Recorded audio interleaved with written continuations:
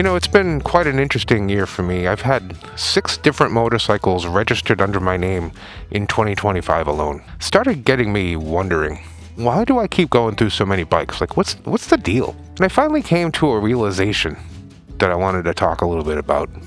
Today I'm on my 2026 Moto Guzzi V7 Sport. It's only got about 1,300 miles on it or so, but I've completely fallen for it. My other bike at home is a Royal Enfield Himalayan 450. I've also fallen for that bike. I want to talk a little bit about these two bikes, how I got here, and what the plans are for 2026. Let's hop on the bike and go for a ride around lovely Sauvie Island, my favorite place in the world.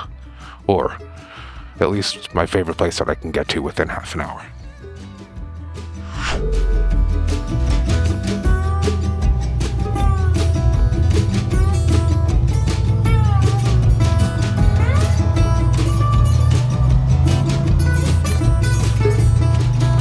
At the beginning of this year, in my garage, I had a Triumph Tiger 900 Rally Pro and a Triumph Scrambler 900 in cosmic yellow. I went down 2 paths with both of these bikes, and I'll start with the Tiger. I bought the Tiger in 2024 and took it on a few adventures, and that was going to be the bike I took across the United States. When 2025 hit, I started prepping for my trip, and I started taking it on some longer test rides just to see, how I wanted to kit it out and all that stuff. And it slowly became apparent to me that bike bored the heck out of me. It was a fantastic bike, but it had no character, no soul, and it just didn't really do anything for me, even though it was, a big, expensive adventure bike that pretty much anyone would chop an arm off for. It just wasn't doing it for me, and I couldn't see myself being happy riding that thing across the country on my epic adventure. So I ended up trading it for a Moto Guzzi V85 TT. And you may remember from my initial review of that motorcycle how giddy I was when I got it. God, I loved that bike. It had everything I wanted. It had character, it had soul. It had 2 round headlights up front that made the whole thing look like a bug or something. It was fantastic. I loved it. And so that's the bike I went across the country on. Back and forth, 7,300 miles. It didn't miss a beat. It had one little oil leak that was fixed up with a couple of turns of a wrench, and that was it. I loved it. But I ended up crashing it in Montana. And I did some pretty decent damage to it, and I don't know, I guess I kind of lost faith in the bike, and a whole bunch of other stuff happened, which I've chronicled. And sadly, and regrettably, I ended up trading that motorcycle away for something else. Now, I regret trading the motorcycle away because it was fantastic, but I do not regret how it all turned out. Because I ended up getting myself a Royal Enfield Himalayan 450. And I gotta tell you, the Royal Enfield Himalayan 450 is one of my favorite bikes that I've ever ridden. I absolutely love it. It's sitting in the garage right now, filthy dirty, because I've been running the hell out of it, and also because it's ready for its 6,000 mile service, which I can't do until after the holidays. So the Royal Enfield Himalayan is fantastic, and that's one of the 2 bikes that I now own. Now the other path involved the Triumph Scrambler 900. I bought the Scrambler 900 in, early 2024? And I had the bike for over a year, over 10, 11, 12,000 miles, I can't remember exactly. And again, I absolutely loved that bike. You know from my previous videos that me and that bike just gelled. We shared a personality or something, I don't know. But after 12,000 miles or whatever it was, I kind of just decided I wanted something new. I wanted a different experience. And so I went and traded that bike in for a Trident 660. Now, I don't regret trading the Scrambler away because I had my time with it and it was time to try something different. But I do regret buying the Trident 660 because I didn't gel with that bike kind of the same way as I didn't gel with the Tiger. But one of the main reasons I didn't gel with that bike was because the vibrations, like I said, were killing my wrists. It was really bothering my carpal tunnel syndrome, and I just wasn't getting along with that bike, as much fun as it was. And it also lacked a little bit of character and personality for my taste. So I ended up trading the Trident away and found myself on this beauty, this 2026 Moto Guzzi V7 Sport. This bike, much like my Himalayan, is one of the best bikes I think I've ever ridden. I just absolutely flat out love it. And yeah, it gels with my personality. It's got character, it's got soul, it's got power, it's got agility, like much more than you might think if you've never ridden a Moto Guzzi, and especially this new V7 Sport, which is kind of sported up a little bit, you know, with the upside down forks and the dual brakes and all kinds of stuff. It's just in sport mode. It's fantastic. And so now I find myself with two motorcycles in my garage that I have zero intention of parting with any time in 2026. My goal, my plan, is to have these bikes for many, many, many miles to come. And so I'm not feeling like I'm wanting. I'm not feeling like I'm missing out on anything. I feel like I have what I want. I have what I need. I'm thrilled with both of my motorcycles, and I don't find myself shopping Marketplace anymore and stuff like that. I don't find myself saying, gee, this bike is great, but you know, if it had this one thing, you know, I'd be happier, so I think I'm going to trade it. Those thoughts have not crossed my mind with either one of these motorcycles, and I've had the Himalayan now for, 6-7 months and 6,000 miles, so it's had its chance to, you know, prove itself tradable, and it's not tradable. I just can't part with that bike. It's so good. But I found myself thinking through all of this the other day and thinking, why have you gone through 6 bikes in 2025? And you know, if you add in 2024 and 23, we're talking what, 9, something like 9 bikes or something.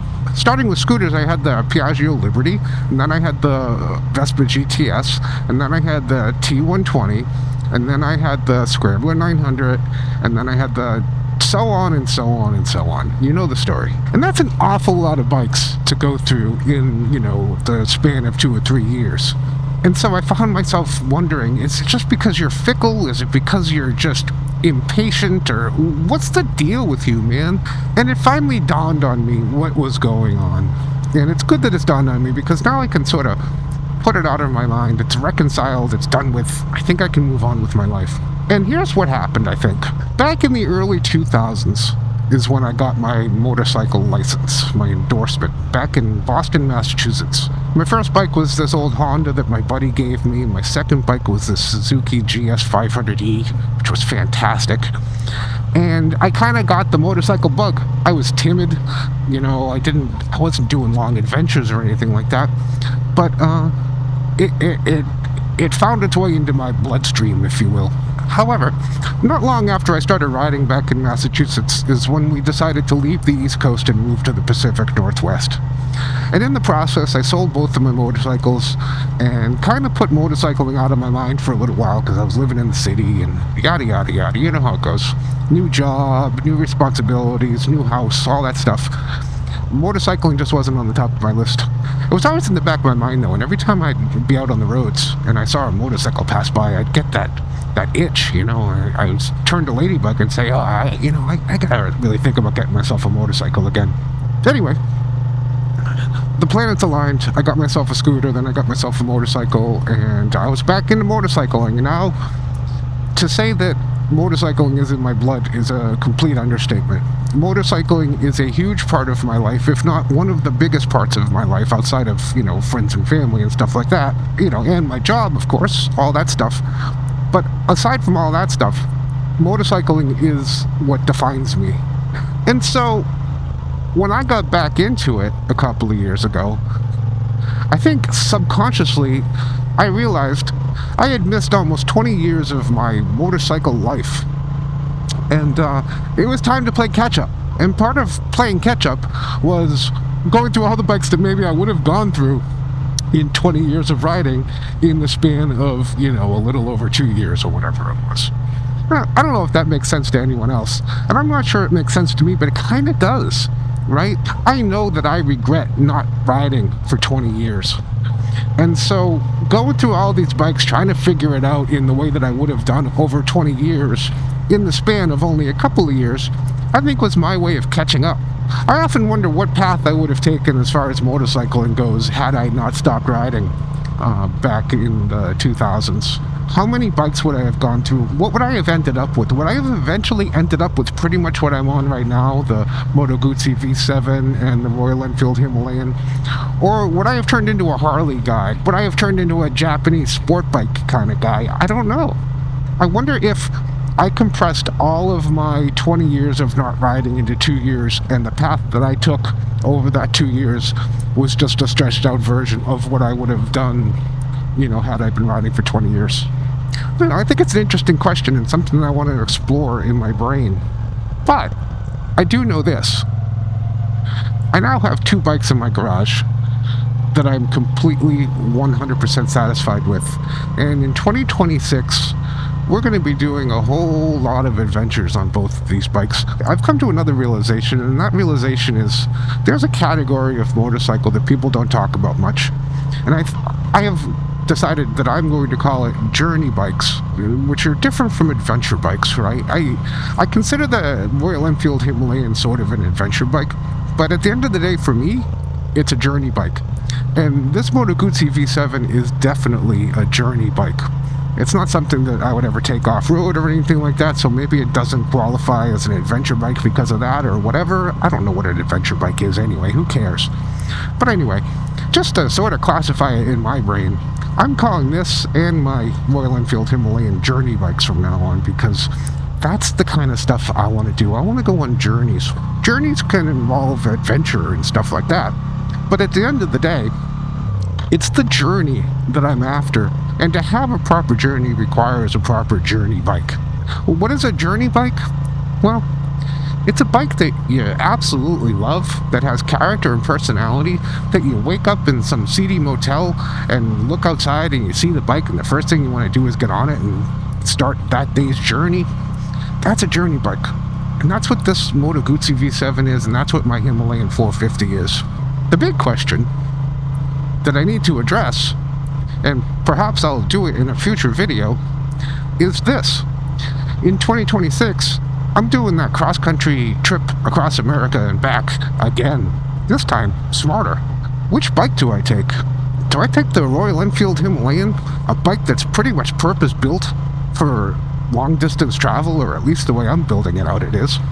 Or do I take this Moto Guzzi V7 Sport, a bike that isn't necessarily set up for long-distance travel, but man, it would be fun. Stay tuned for that video, and stay tuned for a whole lot more journeying come 2026.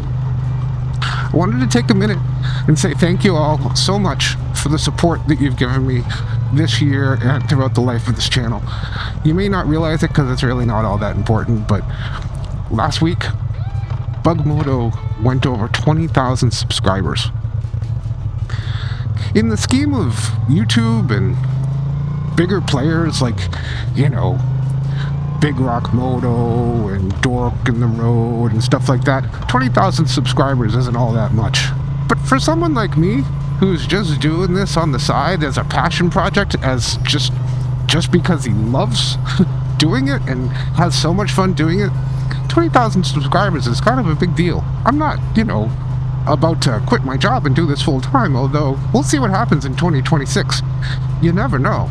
But my point is, I'm really thankful that you all show up week after week when I make these dumb videos, and you engage in the comments and you send me emails and I get packages, and it's just fantastic. It's so much fun. And by the way, if you have a motorcycle and you have a couple of things to say, get yourself a camera and do this, because it's a hoot. You don't need subscribers, you don't need, likes and whatever. You don't need to be monetized to do this stuff. Just do it for fun and build your own little community. It's a hoot. Anyway, again, I just wanted to say thank you all so much for watching. And I don't know if this is going to be the last video of 2025 or not. We'll see. But it's definitely not the last video, because 2026 is right around the corner. And I'm here for it. I hope you are too. Check out this video over here because it's fantastic. I'm told it's not. It's probably terrible. But whatever. Watch this video. Happy holidays to you, and I'll catch you on the next one.